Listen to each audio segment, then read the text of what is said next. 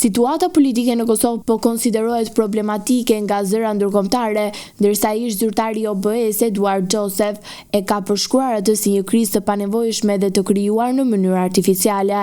Ai theksoi se ndryshe nga situatat e zakonshme të krizave politike, në Kosovë nuk ka pasur një rezultat të ngushtë zgjedhor, por një mandat të qartë për qeverisje.